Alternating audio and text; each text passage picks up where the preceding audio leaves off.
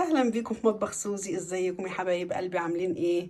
النهارده بقى رجعت لكم بوصفه حلوه قوي قوي، سهله خالص وجميله جدا.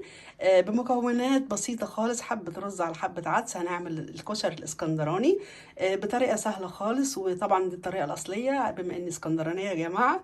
هعمل لكم طريقه حلوه قوي قوي، والطريقه دي هتعجبكم باذن الله. مع حبه فلفل كده مقليين في البوتاجاز، مش قليهم بالزيت ولا اي حاجه. يلا بينا حبايبي على الطريقة. أول حاجة حبايبي معانا بصلة، هنقطعها جوانح زي ما انتم شايفين كده بالظبط. ومعانا حلة على النار حاطين فيها حبة زيت، مش كتير قوي ولا قليل قوي. البصل بتاعنا مش هحط عليه نشا ولا أي حاجة ولا دقيق. هنحمره من غير أي حاجة يعني، وهيتحمر معانا ويبقى محمص ومفلفل وجميل. هنعمل زي أكننا بنعمل الكشري اللي هو المصري، مش الكشري الاسكندراني. دلوقتي هنعمل كشري الاسكندراني. اول ما الزيت بتاعنا سخن هننزل بالبصله لحد ما تتحمر ويكون لونها حلو اهو.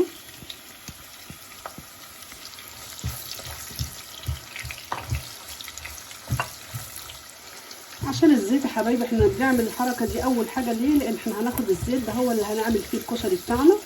هنقلب في الكشري، بس اهم حاجه البصله بتاعتنا تتحمر الاول. هنشوفه بعد ما تحمر. بعد حبايبي محمرنا البصله زي ما انتم شايفين. دلوقتي احنا معانا طبق عليه ورق المناديل بتاع المطبخ. هنطلع البصله بتاعتنا ننشلها كده بمصفى او اي حاجه عشان نشيل الزيت اللي فيها الزياده. نصفيها كويس جدا ونفرفطها كده يا جماعه علشان خاطر تنشف، ما تبقاش معجنه اهو. الزيت طبعا اللي بقى ده هنستعمله اهو.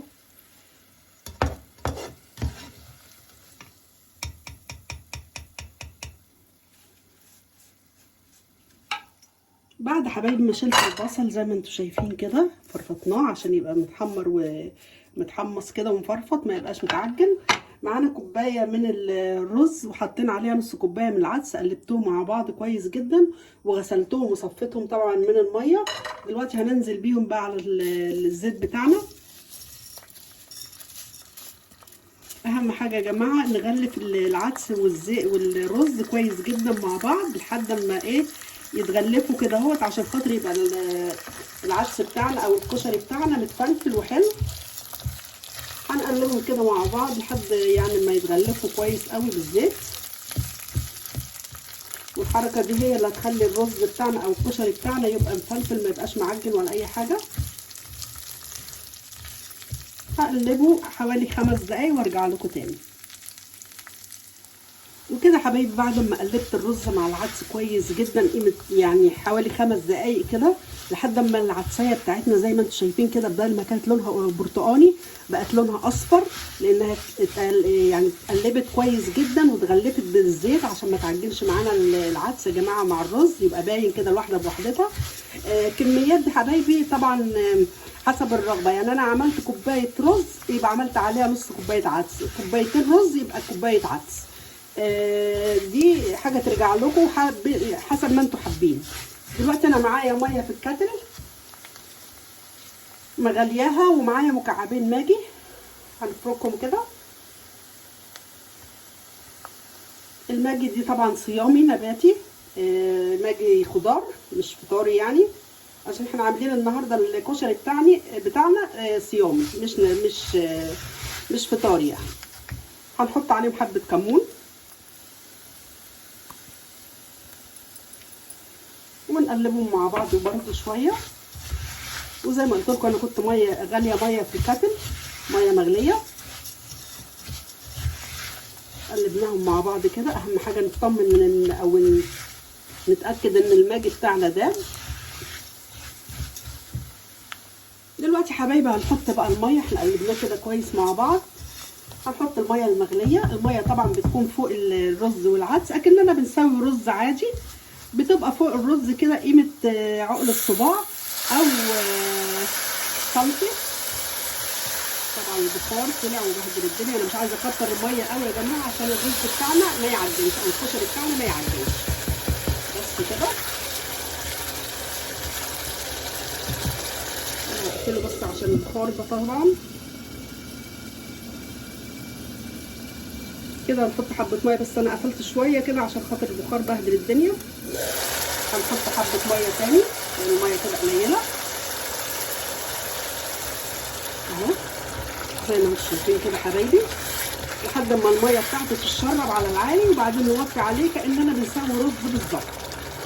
هنغطي الكشري بتاعنا وهنحضر مع بعض الصلصه. طبعا في ناس بتحبه بالصلصه وفي ناس مش بتحبه بالصلصه. دلوقتي هوطي انا البوتاجاز على درجه مثلا زي الرز بالظبط، درجه هاديه.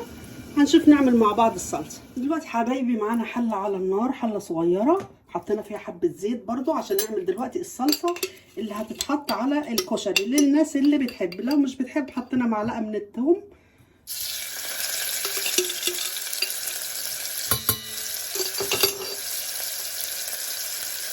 هنقلبها طبعا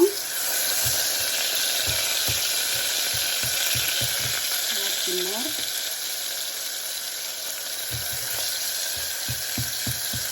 في المرحله دي بعد ما يعني يبقى لونه كده زي الذهبي وحلو، ممكن لو عايزين تحطوا معلقه خل تحطوها، بس دي حاجه ترجع لكم براحتكم. بس انا هحط عليها الصلصه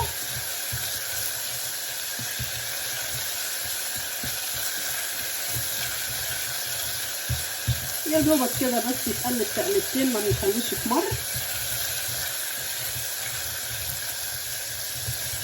والكشري بتاعنا على العين الثانيه طبعا بيستوي، انا موطيه النار عليه لحد ما يستوي اهو.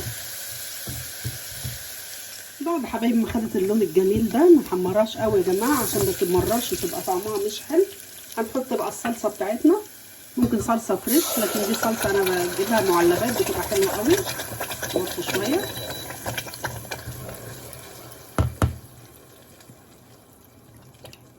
اهي. معلش بقى الطرطشه دي البوتاجاز كان عالي قوي انا وطيته. هنحط بقى ايه حبه ملح نحيقها يعني، وهنحط برضو حبه كمون او نص معلقه كمون صغيره اهو. وهنحط نص معلقه من السكر عشان تعادل الحموضه بتاعه الطماطم، وبس. هنسيبها بقى تتسبك لحد ما نلاقي الزيت عام على الوش كده، هنعرف انها اتسبكت. وبعد كده هنطبق الطبق الجميل بتاعنا، طبق الاسكندراني. طبعا بيفكرني باسكندريه الجميله، انا بحب اسكندريه طبعا لان هي دي بلدي.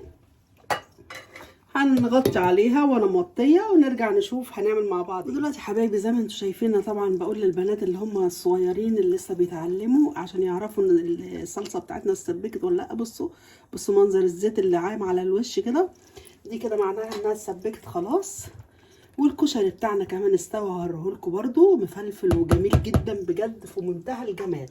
هنشوفه مع بعض. وادي شكل الكشري بعد ما استوى، بصوا مفلفل ازاي وجميل، الواحده بوحدتها. انا نفسي مش عارفه اقربه لكم ازاي عشان تشوفوه.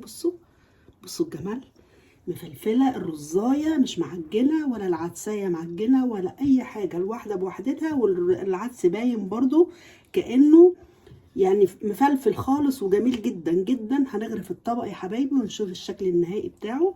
بصوا قد ايه مفلفل وجميل ومستوي زي الفل. وبكده حبايبي وصلنا نهايه الفيديو. زي ما انتم شايفين الجمال والحلاوه دي، بص الرزايه مفلفله وجميله ازاي. اتمنى حبايبي الوصفه تكون عجبتكم، ولو عجبتكم ما تنسونيش بقى في اللايك والشير والسبسكرايب. سبسكرايب يعني ابونيرن بالالماني يا جماعه، ولما تدوسوا عليها هيجي لكم علامه الجرس، تدوسوا عليها برضو وتدوسوا على كلمه الكل عشان يوصلكم كل جديد. واقول لكم سلام، باي باي.